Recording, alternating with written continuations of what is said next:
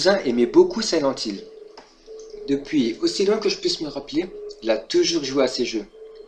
Un jour, j'ai décidé de lui offrir Silent Hill Classic HD sur Play 3. Et je crois que j'oublierai jamais cette expérience.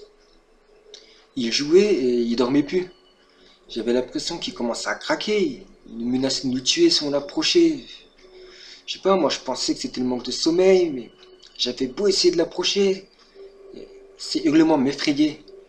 Il me faisait faire demi-tour. Puis quelques jours après, il a été hospitalisé. Il respirait plus et il est malheureusement décédé. Et son visage, apparemment, il montrait une expression horrible. Donc j'ai demandé à ma tante l'accord de prendre le jeu que j'ai offert à mon cousin, histoire de comprendre son attachement et pourquoi il est devenu dingue avant de mourir. Dès le début, j'ai compris que l'histoire était tragique. James, veuf, reçoit une lettre de sa défunte femme disant qu'elle l'attend dans leur endroit à eux, situé en plein Silent Hill. Plus j'avançais dans les ténèbres de la ville fantôme, plus j'en voulais.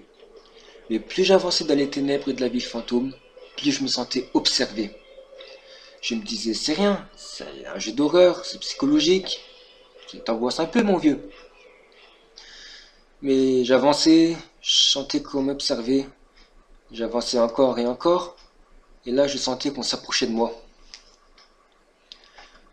L'histoire du jeu passa en un rien de temps, et je cauchemardais tous les soirs. Des monstres, de la brume.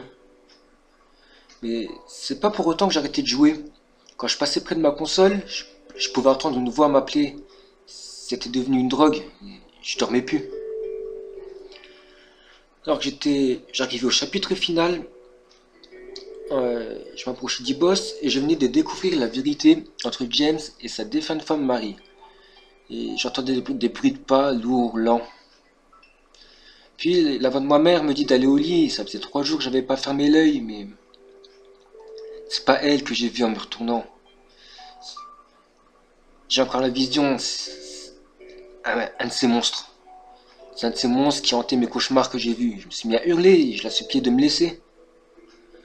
Et une fois que je finis, je le recommençais en augmentant la difficulté.